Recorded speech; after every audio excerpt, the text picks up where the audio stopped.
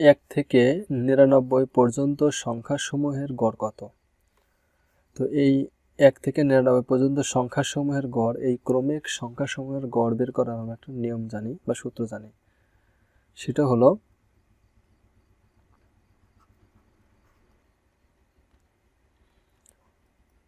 n into n plus 1 ভাগ 2n, যেখানে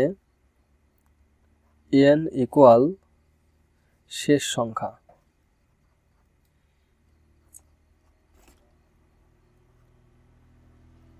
অর্থাৎ এখানে n হচ্ছে 1 থেকে 99 পর্যন্ত বলা হচ্ছে, তাই এখানে n সমান হচ্ছে 99।